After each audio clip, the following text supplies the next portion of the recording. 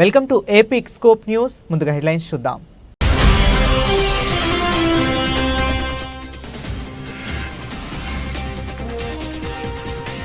మేం రంగంలోకి దిగితే పరిస్థితి తీవ్రంగా ఉంటుంది.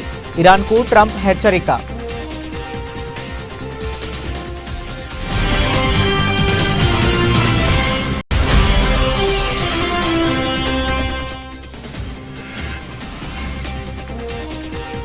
కెనడాలో G7 సదస్సు. సైప్రస్కు బయలుదేరిన ప్రధాని మోదీ.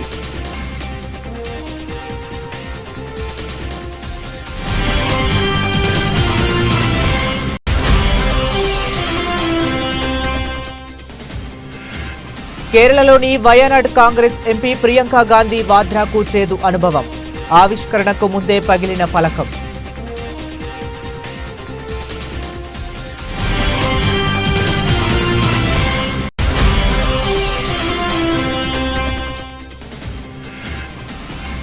రాహుల్ గాంధీపై కేంద్ర మంత్రి గిరిరాజ్ విసుర్లు.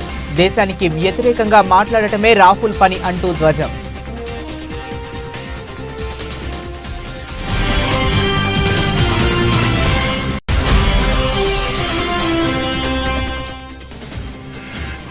సినీ పరిశ్రమకు అండగా ఉంటామని స్పష్టం చేసిన సీఎం రేవంత్ రెడ్డి.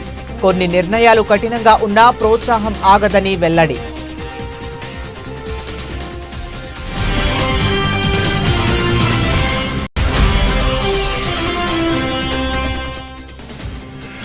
ముఖ్యమైన ప్రజా సమస్యలపై దృష్టి పెట్టి పరిష్కరించండి. IVRS ప్రజాభిప్రాయ సేకరణపై సమీక్షలో సీఎం చంద్రబాబు.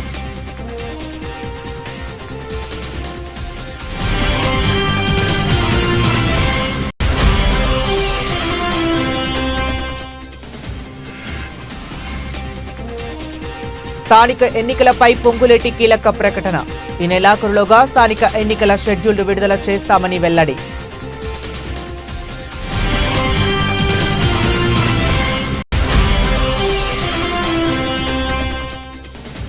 అనకాపల్లి వైఎస్ఆర్సీపీ కార్యాలయంలో కూటమి ప్రభుత్వం ఏడాది పాలన వైఫల్యాలపై పుస్తకావిష్కరణ. తమ నేతలపై అక్రమంగా కేసులు పెడుతున్నారని మండిపడ్డ మాజీ మంత్రి గుడివాడ అమర్నాథ్.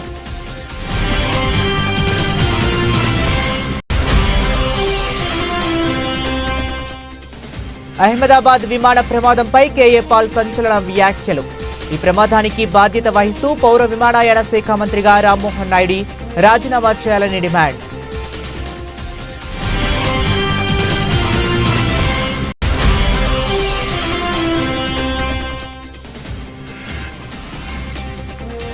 మంచు విష్ణు కన్నప్ప ట్రైలర్ విడుదల. కీలక పాత్రల్లో ప్రభాస్, మోహన్ లాల్, అక్షయ్ కుమార్ వంటి స్టార్లు.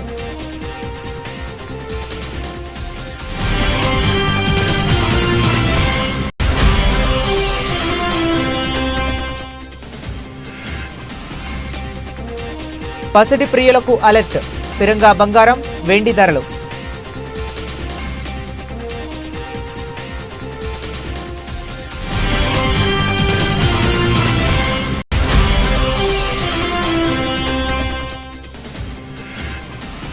సర్ఫరాజ్ సంచలన ఇన్నింగ్స్.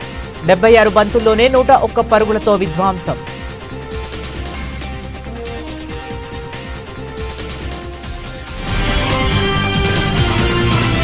ఇక డీటెయిల్స్లోకి వెళితే ఇరాన్ అణ్వాయుధ కేంద్రాలపై ఇజ్రాయెల్ భారీ ఎత్తున విరుచుకుపడుతున్న సంగతి తెలిసిందే. దీనికి ఇరాన్ కూడా ధీటుగా స్పందిస్తుంది. ఇజ్రాయెల్ నగరాలపై క్షిపణులతో ప్రతిదాడులు చేస్తుంది. రెండు దేశాల మధ్య దాడులు, ప్రతిదాడులతో పశ్చిమాసియాలో ఉద్రిక్తతలు నెలకొన్నాయి. దీనిపై అమెరికా అధ్యక్షుడు డొనాల్డ్ ట్రంప్ తాజాగా స్పందించారు. ఇరాన్పై నిన్న రాత్రి జరిగిన దాడిలో తమకు ఎలాంటి సంబంధం లేదని ట్రంప్ స్పష్టం చేశారు. ఇరాన్ రక్షణ మంత్రిత్వ శాఖ ప్రధాన కార్యాలయం అణు ప్రాజెక్టుపై ఇజ్రాయెల్ భారీ దాడులు చేసిన కొన్ని గంటల తరువాత ఆయన ఈ వ్యాఖ్యలు చేశారు. తాము రంగంలోకి దిగితే పరిస్థితి వేరేలా ఉంటుందని చెప్పారు. ఒకవేళ అమెరికాపై ఇరాన్ దాడికి ప్రయత్నిస్తే తమ సాయుధ బలగాల పూర్తి శక్తితో ఇరాన్ మునుపెన్నడూ చూడని స్థాయిలో ప్రతిబంధిస్తామని హెచ్చరించారు. రాత్రి ఇరాన్పై జరిగిన దాడితో అమెరికాకు ఎలాంటి సంబంధం లేదు. ఇరాన్ మమ్మల్ని ఏ రూపంలోనైనా లక్ష్యంగా చేసుకుంటే అమెరికా సాయుధ దళాల పూర్తి శక్తి ఏంటో చూపిస్తాం అని ట్రంప్ తన ట్రూత్ సోషల్ ఖాతాలో పోస్ట్ చేశారు. ఇరాన్, ఇజ్రాయెల్ మధ్య తాను సులభంగా ఒక ఒప్పందం కుదిర్చి ఈ రక్తపాత ఘర్షణకు ముగింపు పలకాలని కూడా ఆయన పేర్కొన్నారు. ఇరాన్పై దాడుల నేపథ్యంలో ఈ రోజు ఓమన్లో జరగాల్సిన అమెరికా ఇరాన్ అణు చర్చలు రద్దయ్యాయి. ఇరాన్ తన అణు కార్యక్రమం అమెరికాతో ఒప్పందం చేసుకోవాలని, లేకపోతే ఏమీ మిగలదని ట్రంప్ ఇటీవలే హితవు పలికారు. రెండు దేశాల పర్యటన నిమిత్తం భారత ప్రధాని నరేంద్ర మోదీ నేరు బయలుదేరి వెళ్లారు. ఈ పర్యటనలో భాగంగా ఆయన తొలుత సైప్రస్లో పర్యటిస్తారు. అయితే అక్కడ ఆయన అధికారిక కార్యక్రమాలకు సంబంధించి మరిన్ని వివరాలు తెలియాల్సి ఉంది. అక్కడ పర్యటన ముగిసిన అనంతరం కెనడాకు బయలుదేరి వెళ్తారు. కెనడాలో మంగళవారం జరగనున్న G7 గ్రూప్ ఆఫ్ 7 దేశాల కూటమి శిఖరాగ్ర సమావేశంలో మోదీ పాల్గొంటారు.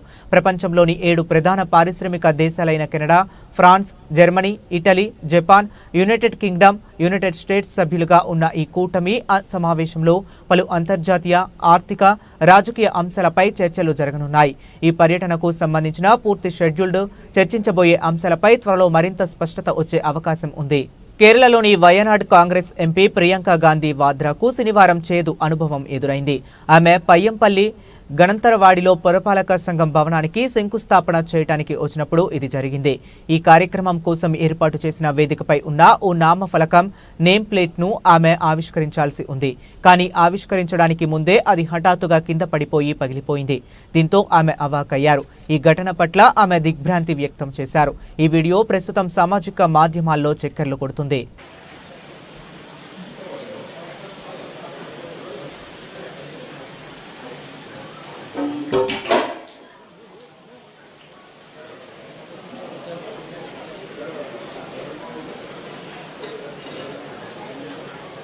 లోక్సభ ప్రతిపక్ష నేత రాహుల్ గాంధీపై కేంద్ర మంత్రి గిరిరాజ్ సింగ్ ఆదివారం తీవ్ర స్థాయిలో విరుచుకుపడ్డారు. మహాకుంభమేళ తొక్కిసలాటలో మరణాల సంఖ్యను ఉత్తరప్రదేశ్ ప్రభుత్వం తక్కువ చేసి చూపిందంటూ రాహుల్ గాంధీ చేసిన విమర్శలపై గిరిరాజ్ సింగ్ మండిపడ్డారు. భారతదేశ ప్రతిష్టతను దెబ్బతీసేలా రాహుల్ గాంధీ పదే పదే విదేశీ వార్తా సంస్థల నివేదికలపై ఆధారపడుతున్నారని ఆయన ఆరోపించారు. రాహుల్ గాంధీ చైనా, పాకిస్తాన్ రాయబార కార్యాలయాలను, BBC నివేదికలను నమ్ముతారు, కానీ సొంత దేశాన్ని నమ్మరు. ఇదే రాహుల్ గాంధీ విశ్వసనీయతకు నిదర్శనం అంటూ గిరిరాజ్ సింగ్ ఘాటు వ్యాఖ్యలు చేశారు. రాహుల్ గాంధీ ఇటీవలే చేసిన సోషల్ మీడియా పోస్టుకు ఆయన ఈ విధంగా స్పందించారు. ఆపరేషన్ సింధూర్ అయినా, ఏదైనా BBC కథనం అయినా ఆయన ఎప్పుడూ భారతదేశానికి వ్యతిరేకంగానే మాట్లాడతారు. దేశానికి వ్యతిరేకంగానే మాట్లాడాలని ఆయన శపథం చేసినట్లుంది అని గిరిరాజ్ సింగ్ అన్నారు. మహాకుంభమేళ తొక్కిసలాటలో మరణించిన వారి వాస్తవ సంఖ్యను ఉత్తరప్రదేశ్ ప్రభుత్వం దాచిపెట్టిందని రాహుల్ గాంధీ ఆరోపిస్తూ BBC నివేదికను ఉటంకించారు. కుంభమేళ తొక్కిసలాటలో మరణాల సంఖ్యను దాచిపెట్టినట్లు BBC నివేదిక వెల్లడించింది. కోవిడ్ సమయంలో లాగే పేదల మృతదేహాలను గణాంకాల నుంచి తొలగించారు. ప్రతి పెద్ద రైలు ప్రమాదం తర్వాత నిజాన్ని తొక్కిపెట్టినట్లే ఇప్పుడు జరుగుతుంది అని రాహుల్ గాంధీ ఎక్స్లో పోస్ట్ చేశారు. ఇదే BBC నమూనా. పేదలను లెక్కించకపోతే జవాబుదారీతనం కూడా ఉండదు అని ఆయన విమర్శించారు. राहुल गांधी को चाइना के एम्बेसी पर भरोसा है, पाकिस्तान के एम्बेसी पर भरोसा है, BBC के रिपोर्ट पर भरोसा है, देश पर भरोसा नहीं है। यही राहुल गांधी का विश्वसनीयता है। आज चाहे ऑपरेशन सिंदूर हो और चाहे BBC का रिपोर्ट हो, ये वही बात करेंगे जो भारत के विरोध में होगा। पता नहीं इनके क्या है, ये इन्होंने संकल्प ले लिया है कि मुझे भारत के विरोध में ही बात करना है। తెలంగాణ ప్రభుత్వం కొన్ని సందర్భాల్లో కఠినంగా వ్యవహరించినప్పటికీ రాష్ట్రంలో సినీ పరిశ్రమ అభివృద్ధికి, ప్రోత్సాహానికి పూర్తి అండగా నిలుస్తుందని, అందరికీ సముచిత స్థానం కల్పించేందుకు కృషి చేస్తుందని ముఖ్యమంత్రి రేవంత్ రెడ్డి స్పష్టం చేశారు. హైదరాబాద్లో జరిగిన గద్దర్ తెలంగాణ ఫిలిం అవార్డ్స్ 2024 ప్రధానోత్సవంలో ఆయన ముఖ్య అతిథిగా పాల్గొని విజేతలకు పురస్కారాలు అందజేశారు. ఈ సందర్భంగా ఆయన సినీ పరిశ్రమకు సంబంధించి పలు కీలక అంశాలపై ప్రసంగించారు.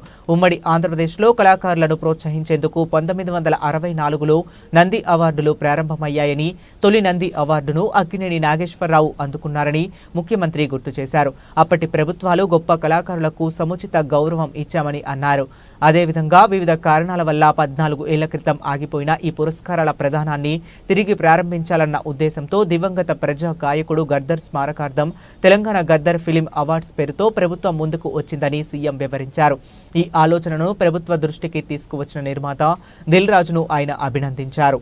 గతంలో భారతీయ సినిమా అంటే బాలీవుడ్ అని, తెలుగు సినిమా అంటే చెన్నై కేంద్రంగా ఉందని అనేవారని, కానీ ఇప్పుడు తెలుగు సినిమా భారతీయ చిత్ర పరిశ్రమకు చిరునామాగా మారిందని, హైదరాబాద్ దానికి వేదిక అయిందని ముఖ్యమంత్రి ప్రశంసించారు. ఈ ఘనత సాధించిన సినీ ప్రముఖులకు రాష్ట్ర ప్రభుత్వం తరపున అభినందనలు తెలిపారు. ఎన్టీఆర్, ఏఎన్ఆర్ వంటి మొదటి తరం నుంచి నేటి 4వ తరం నటీనటుల వరకు తెలుగు సినిమా ప్రస్థానాన్ని ఆయన గుర్తు చేసుకున్నారు.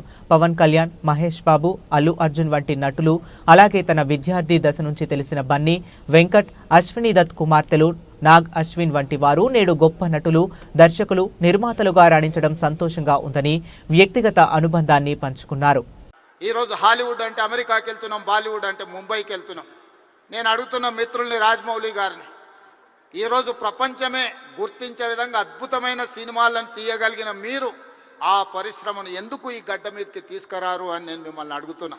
ఈరోజు రాష్ట్ర ప్రభుత్వం మీకు అండగా నిలబడ్డది. హాలీవుడ్ అమెరికా కాదు, బాలీవుడ్ ముంబై కాదు, హాలీవుడ్, బాలీవుడ్ హైదరాబాదు గడ్డ మీద ఉండాలి. మీకేం కావాలనో నాకు చెప్పండి. రాష్ట్ర ప్రభుత్వం మీకు అండగా నిలబడుతుంది. ఒక ఐటీ పరిశ్రమను, ఒక ఫార్మా ఇండస్ట్రీని, ఒక డిఫెన్స్ ఇండస్ట్రీని ఏ రకంగా ప్రోత్సహించినామో ఈరోజు ఫిల్మ్ ఇండస్ట్రీని అదే విధంగా ప్రోత్సహిస్తాం. మీకు కావాల్సిన ప్రణాళికలు అందిస్తాం. ప్రణాళికలు మీరు రచించండి.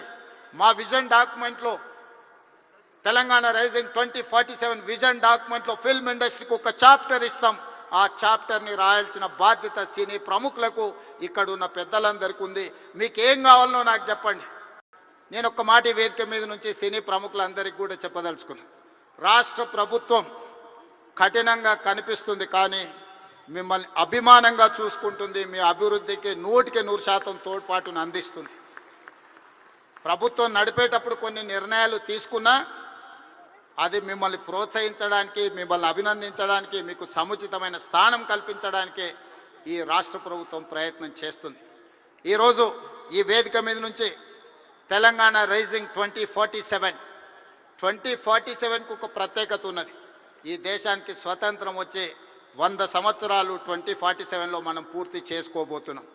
మరి స్వతంత్ర భారతదేశంలో 100 సంవత్సరాలు పూర్తి చేసుకుంటున్నప్పుడు మన దేశం ప్రపంచంలోనే ఒక అద్భుతమైన దేశంగా, మన దేశం ప్రపంచం ఎకానమీని శాసించే విధంగా మన దేశం అభివృద్ధి చెందాలి. అది పరిశ్రమలు కావచ్చు, ముఖ్యంగా IT, pharma, defence and film industry. Film industry కూడా ఈ దేశంలో ఒక గొప్ప పరిశ్రమగా రాణించాలనేదే మా ప్రభుత్వం యొక్క ఆలోచన, మా ప్రభుత్వం యొక్క ప్రణాళిక. ఏ శాఖలో ఎక్కడ ఎవరు అవినీతికి పాల్పడినా సహించేది లేదని, జీరో కరప్షన్ దిశగా రాష్ట్రంలో పాలనా వ్యవస్థను నిర్మించాలని ముఖ్యమంత్రి నారా చంద్రబాబు నాయుడు అధికారులను ఆదేశించారు. ఎక్కడ అవినీతి జరుగుతుందో అక్కడ ప్రధానంగా దృష్టి పెట్టి విచారణ జరపాలని, అవినీతి రుజువైతే తక్షణం చర్యలు తీసుకోవాలని స్పష్టం చేశారు. ఏడాది పాలనపై ప్రజల నుంచి వివిధ ప్రభుత్వ పథకాలు, కార్యక్రమాలపై వ్యక్తమైన అభిప్రాయాలపై ఉండవల్లిలోని క్యాంపు కార్యాలయంలో ముఖ్యమంత్రి అధికారులతో సమీక్ష నిర్వహించారు. ఈ ఏడాది కాలంలో కూటమి ప్రభుత్వంపై అత్యధిక స్థాయిలో సంతృప్తి వ్యక్తమైనట్లు ఐవీఆర్ఎస్ సిఎస్డిఎస్ ప్రజాభిప్రాయ సేకరణలో వెల్లడైంది. అధికారులు ముఖ్యమంత్రికి వివరించారు. ప్రజాభిప్రాయ సేకరణపై టెక్నికల్ ఆడిటింగ్ జరపాలని, సమస్యలు ఉన్న చోట సంతృప్తి పెంచేలా చూడాలని ముఖ్యమంత్రి అన్నారు. సంక్షేమం, ఉద్యోగాల కల్పన, రహదారుల వంటి 10 ముఖ్యమైన ప్రజా సమస్యలకు ఎక్కువ ప్రాధాన్యత ఇచ్చి వాటి పరిష్కారానికి కృషి చేయాలని చెప్పారు. వర్క్ ఫ్రం హోం, పెట్టుబడుల రాక, నైపుణ్య శిక్షణతో ఎంతో మందికి ఉద్యోగాలు వచ్చాయో తెలియజేయాలన్నారు. 175 నియోజకవర్గాల్లో జాబ్ మేళాలు నిర్వహించడంతో పాటు ఆగస్టు 15 కల్లా అన్ని సేవలను వాట్సాప్ గవర్నెన్స్ మన మిత్ర కింద అందించాలని స్పష్టం చేశారు. మరోవైపు వికలాంగులు, వృద్ధులకు రేషన్ సరుకులు ఇంటికి తీసుకువెళ్లి అందించడం మరింత మెరుగ్గా జరిగేలా ఆలోచన చేయాలన్నారు. చౌక ధరల దుకాణాలు పెంచడం, నగదు లేకుంటే కూపన్లు ఇవ్వడం వంటి ప్రత్యామ్నాయాలపై లబ్ధిదారుల అభిప్రాయాలు తీసుకోవాలని ముఖ్యమంత్రి నిర్దేశించారు. అలాగే ఉచిత ఇసుక విధానం అమలులో ఇసుక లేని చోట్ల సంతృప్తి, ఇల్లు ఉన్న చోట అసంతృప్తి ఉండటంపై ప్రాంతాల వారీగా అధ్యయనం చేయాలని ముఖ్యమంత్రి అధికారులకు సూచించారు. స్థానిక సంస్థల ఎన్నికలకు రంగం సిద్ధమైందని తెలంగాణ రెవెన్యూ, గృహ నిర్మాణ, సమాచార శాఖల మంత్రి పొంగులేటి శ్రీనివాసరెడ్డి తెలిపారు. ఈ నెలాఖరులోపు స్థానిక సంస్థల ఎన్నికలకు నోటిఫికేషన్ రాబోతుందని అన్నారు. త్వరలో ఎన్నికల తేదీలు ప్రకటిస్తారని చెప్పారు. ఇవాళ మంత్రి పొంగులేటి ఖమ్మం జిల్లాలోని కూసుమంచిలో పర్యటించారు. పలు అభివృద్ధి కార్యక్రమాలలో మంత్రి పొంగులేటి పాల్గొన్నారు. అనంతరం కూసుమంచి ఎమ్మెల్యే క్యాంపు కార్యాలయంలో ముఖ్య నాయకులకు పలు కీలక అంశాలపై దిశానిర్దేశం చేశారు. స్థానిక సంస్థల ఎన్నికలపై రేపటి కేబినెట్ సమావేశం సమావేశంలో నిర్ణయం తీసుకుంటామని అన్నారు. తొలుత ఎంపీటీసీ, జెడ్పీటీసీ ఎన్నికలు జరుగుతాయని వెల్లడించారు. అనంతరం సర్పంచ్, మున్సిపల్ ఎన్నికలు ఉంటాయని పేర్కొన్నారు. మంత్రి పొంగులేటి శ్రీనివాసరెడ్డి గ్రామాల్లో నాయకుల మధ్య సఖ్యత ఉండాలని మంత్రి పొంగులేటి శ్రీనివాసరెడ్డి చెప్పారు. నాయకులు, నేతలు ఎవరైనా ప్రజా సమస్యల పరిష్కారానికి మొదటి ప్రాధాన్యం ఇవ్వాలని కోరారు. ఎన్నికలు రావటానికి మరో 15 రోజుల గడువు మాత్రమే ఉందని అన్నారు. కాబట్టి ఆయా గ్రామాల్లో చిన్న చిన్న లోటుపాట్లు ఉంటే వాటిని సరిదిద్దుకొని ఎన్నికలకు సిద్ధం అవ్వాలని సూచించారు. రిజర్వేషన్ల ఆధారంగా ఎన్నికల్లో గెలిచే అవకాశాలు ఎక్కువ ఉన్నా అభ్యర్థులను మాత్రమే ఎంపిక చేస్తామని స్పష్టం చేశారు. మంత్రి పొంగులేటి శ్రీనివాసరెడ్డి రాబోయే వారం రోజుల్లోనే అర్హులైన రైతు సోదరులందరికీ కుంట నుంచి ఎన్ని ఎకరాలు ఉంటే అన్ని ఎకరాల వరకు రైతు భరోసా ఇస్తామని మంత్రి పొంగులేటి శ్రీనివాసరెడ్డి వెల్లడించారు. సన్నాలకు రైతు బోనస్ వారి బ్యాంకు ఖాతాల్లో జమ చేస్తామని అన్నారు. సంక్షేమ పథకాల ఆవశ్యకతను ప్రజల్లోకి తీసుకువెళ్లాల్సిన బాధ్యత స్థానిక నాయకులదేనని చెప్పారు. మీ గ్రామాల్లో లబ్ధిదారులకు ఇందిరమ్మ ఇల్లు మంజూరు చేయించుకోవటమే కాదని వాటి నిర్మాణం పూర్తి చేయించే బాధ్యత కూడా నాయకులే తీసుకోవాలని మంత్రి పొంగులేటి శ్రీనివాసరెడ్డి కోరారు.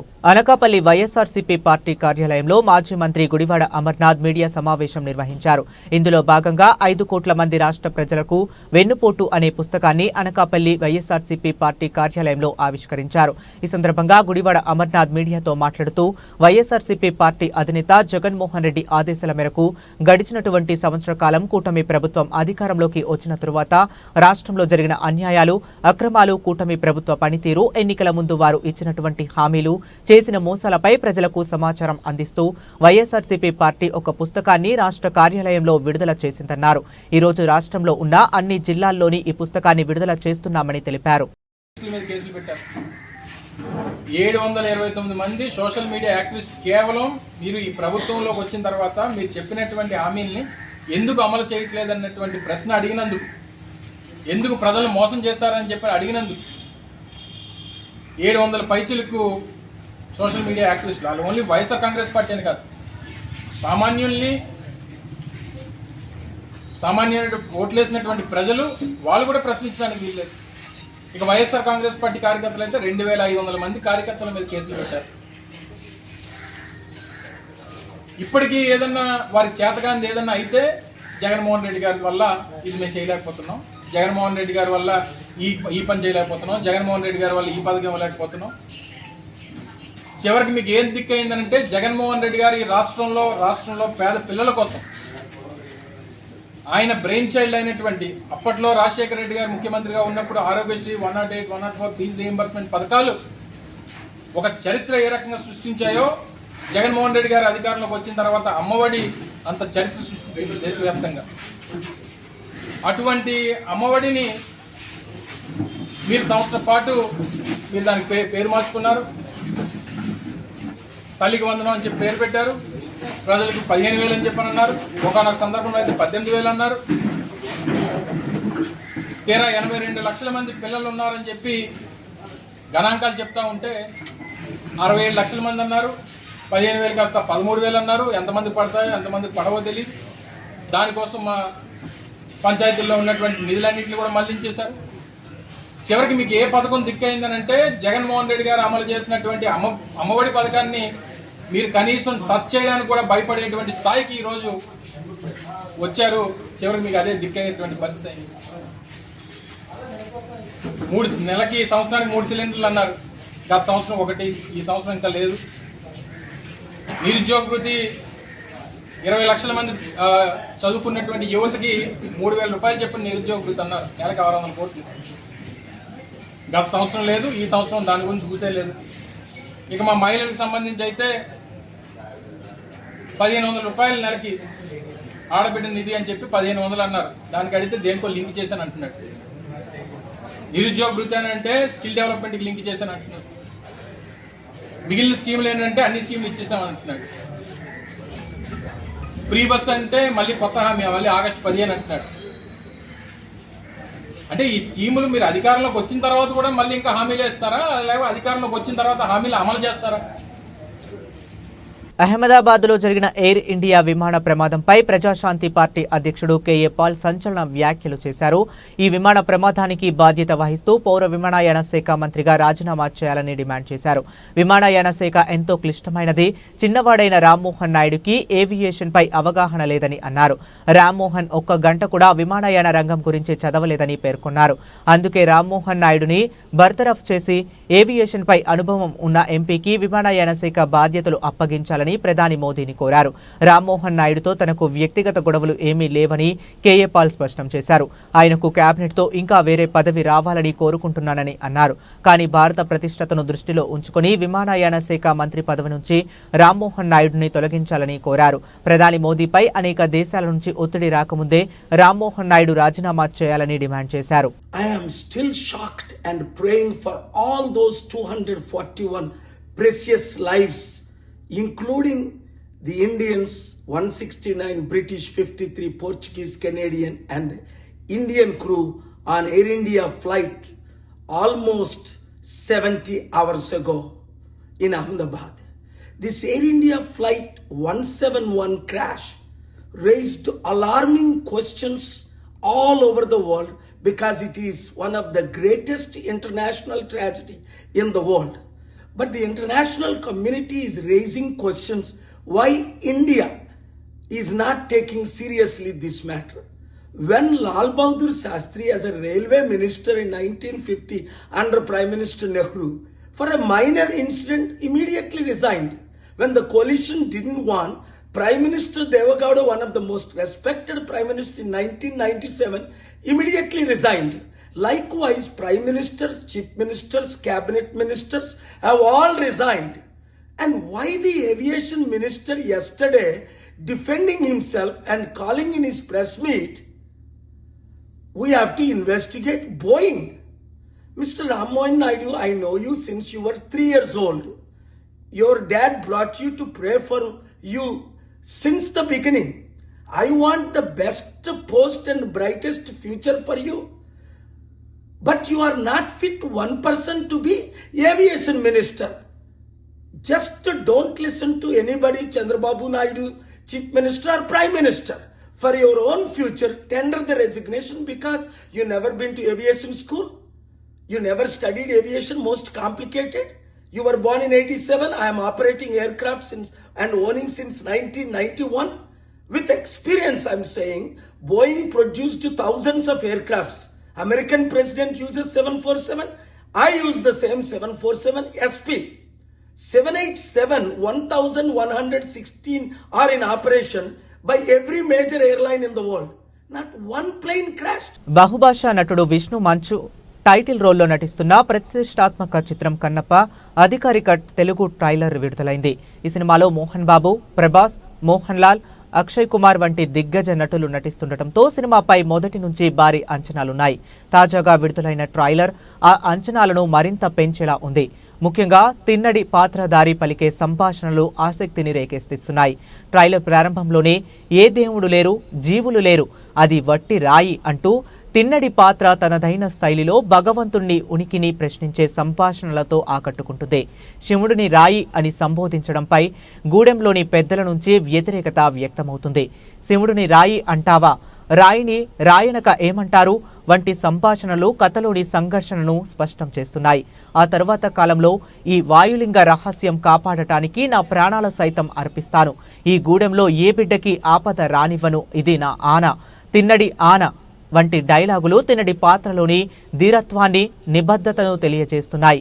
ఆ పెద్దోళ్ళందరికంటే నేనే పెద్దోడిని, నన్ను మించిన శివభక్తుడు ఈ సృష్టిలో లేడు అని తిన్నడు ధీమాగా చెప్పటం, నువ్వు నీ దేవుడు తోడు దొంగలే వంటి మాటలు అతని తిరుగుబాటు స్వభావాన్ని, అంచనాల విశ్వాసాన్ని చాటి చెబుతున్నాయి.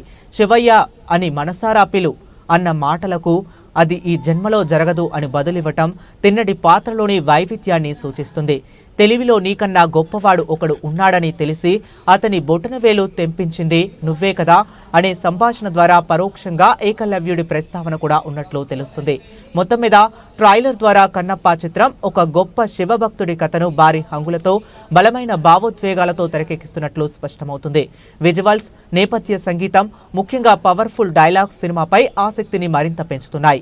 విష్ణు మంచుతో పాటు మోహన్ బాబు, ప్రభాస్, మోహన్ లాల్, అక్షయ్ కుమార్ వంటి హేమా హేమీలు నటిస్తుండటంతో ఈ సినిమా భారతీయ సినీ చరిత్రలో ఒక ప్రత్యేక చిత్రంగా నిలిచిపోతుందని అభిమానులు ఆశిస్తున్నారు. బంగారం ధరలకు మరోసారి రెక్కలు వచ్చాయి.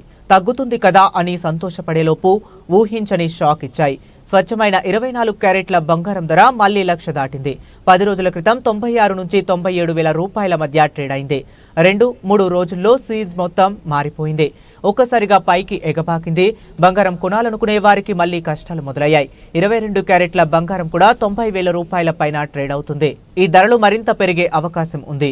భాగ్యనగరంలో నిన్న 10 గ్రాముల 22 క్యారెట్ల బంగారం ధర 93,200 రూపాయల దగ్గర, 10 గ్రాముల 24 క్యారెట్ల బంగారం ధర 1,01,680 రూపాయల దగ్గర, 10 గ్రాముల 18 క్యారెట్ల బంగారం ధర 76,260 రూపాయల దగ్గర ట్రేడ్ అయింది. ఇక ఈ రోజు బంగారం ధరలు పెరగలేదు, తగ్గలేదు. 10 గ్రాముల 24 క్యారెట్ల బంగారం ధర 1,01,680 రూపాయల దగ్గర, 10 గ్రాముల 22 క్యారెట్ల బంగారం ధర 93,200 రూపాయల దగ్గర, 10 గ్రాముల 18 క్యారెట్ల బంగారం ధర 76,260 రూపాయల దగ్గర ట్రేడ్ అవుతుంది.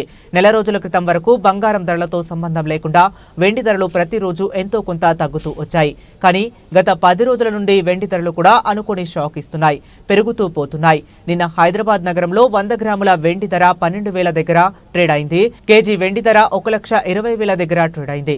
ఈ రోజు వెండి ధరలు పెరగలేదు, తగ్గలేదు. 100 గ్రాముల వెండి ధర నేడు 12,000 దగ్గర ట్రేడ్ అవుతుంది. కేజీ వెండి ధర 1,20,000 దగ్గర ట్రేడ్ అవుతుంది. Team India young batter Sarfaraz Khan చెలరేగిపోయాడు. ఇండియా మధ్య జరుగుతున్న ఇంట్రా స్క్వాడ్ మ్యాచ్లో సంచలన ఇన్నింగ్స్ ఆడాడు సర్ఫరాజ్. 76 బంతుల్లోనే 101 పరుగులతో విధ్వంసం సృష్టించాడు. ఇందులో 15 బౌండరీలు, 2 భారీ సిక్స్లు ఉన్నాయి. 4లు, 6ల ద్వారానే 72 పరుగులు చేశాడు సర్ఫరాజ్. సెంచరీ తర్వాత కూడా అతడు అవుట్ కాలేదు. ఇతర బ్యాటర్లకు అవకాశం ఇవ్వాలనే ఆలోచనతో రిటైర్డ్ అవుట్గా వెనుతిరిగాడు. ఈ నాక్తో విమర్శకులతో పాటు సెలెక్టర్లకు సర్ఫరాజ్ ఇచ్చిపడేశాడని నెటిజన్స్ అంటున్నారు. ఇటీవలే ఇంగ్లాండ్ లయన్స్ తో జరిగిన టెస్టులో 92 పరుగుల ధనాధన్ ఇన్నింగ్స్ ఆడాడు సర్ఫరాజ్. ఇప్పుడు టీమిండియాతో ఇంట్రా స్క్వాడ్ మ్యాచ్ లో సెంచరీతో చెలరేగాడు. దీంతో విమర్శకుల నోళ్లు మోయించాడని సోషల్ మీడియాలో నెటిజన్స్ కామెంట్స్ చేస్తున్నారు. 10 కిలోల బరువు తగ్గడమే కాక బ్యాట్ తోనూ విధ్వంసం సృష్టించాడు. ఇలాంటోడ్ని ఇంగ్లాండ్ సిరీస్ కు ఎంపిక చేయకుండా తప్పు చేశారని అంటున్నారు. దీనిపై సెలెక్టర్లు పునరాలోచించుకోవాలని చెబుతున్నారు. ఇప్పటికైనా మించిపోయేదేమీ లేదు, సర్ఫరాజ్ను భారత జట్టులోకి తీసుకోవాలని నెటిజన్స్ సూచిస్తున్నారు. కాగా ఇంగ్లాండ్తో 5 టెస్టుల సిరీస్ నేపథ్యంలో టీమిండియా ప్లేయర్స్ కు ప్రాక్టీస్ ఉండాలనే ఉద్దేశంతో ఇంట్రా స్క్వాడ్ మ్యాచ్ నిర్వహించారు. ఈ పోరుకు చీఫ్ సెలెక్టర్ అజిత్ అగార్కర్తో పాటు national cricket academy VVS Laxman కూడా హాజరయ్యారు. అగార్కర్ ముందే బౌండరీలు, 6లతో చెలరేగిపోయాడు సర్ఫరాజ్. దీంతో అతన్ని భారత జట్టులోకి తీసుకుంటారని ఊహాగానాలు వినిపిస్తున్నాయి. కాగా ఇంట్రా స్క్వాడ్ మ్యాచ్ కు మీడియా, అభిమానులు అనుమతించలేదు. బులెటిన్ ముగించే ముందు మరొకసారి హెడ్లైన్స్ చూద్దాం.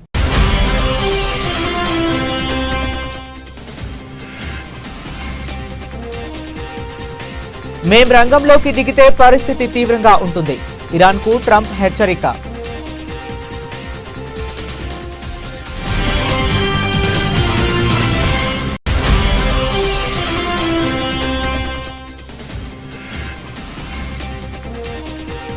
కెనడాలో G7 సదస్సు, సైప్రస్ కు బయలుదేరిన ప్రధాని మోదీ.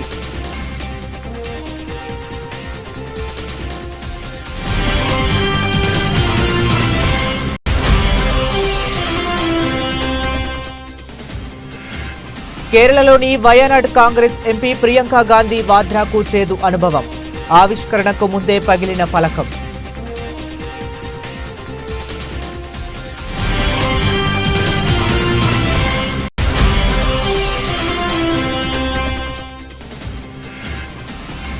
రాహుల్ గాంధీపై కేంద్ర మంత్రి గిరిరాజ్ విసుర్లు, దేశానికి వ్యతిరేకంగా మాట్లాడటమే రాహుల్ పని అంటూ ధ్వజం.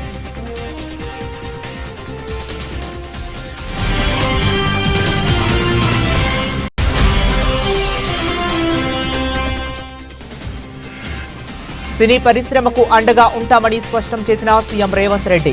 కొన్ని నిర్ణయాలు కఠినంగా ఉన్నా ప్రోత్సాహం ఆగదని వెల్లడి.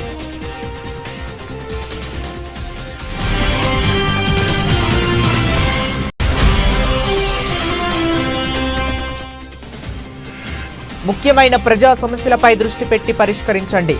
ఐవీఆర్ఎస్ ప్రజాభిప్రాయ సేకరణపై సమీక్షలో సీఎం చంద్రబాబు.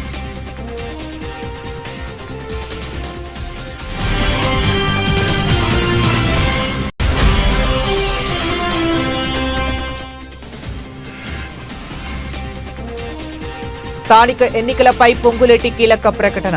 ఈ నెలాఖరులోగా స్థానిక ఎన్నికల షెడ్యూల్ విడుదల చేస్తామని వెల్లడి.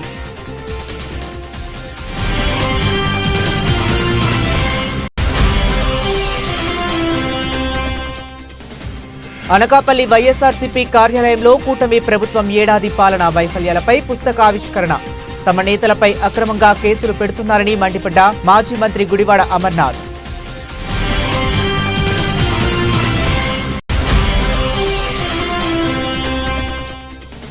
అహ్మదాబాద్ విమాన ప్రమాదంపై కేఏ పాల్ సంచలన వ్యాఖ్యలు.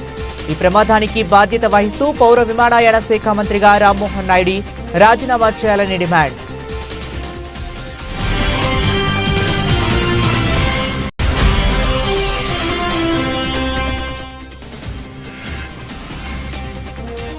మంచు విష్ణు కన్నప్ప ట్రైలర్ విడుదల. కీలక పాత్రల్లో ప్రభాస్, మోహన్ లాల్, అక్షయ్ కుమార్ వంటి స్టార్లు.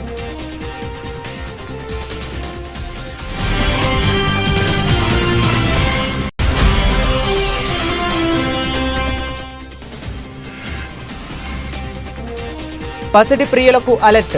స్థిరంగా బంగారం, వెండి ధరలు.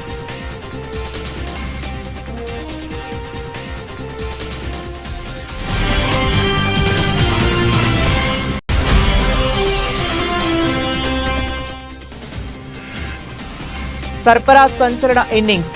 76 బంతుల్లోనే 101 పరుగులతో విధ్వంసం.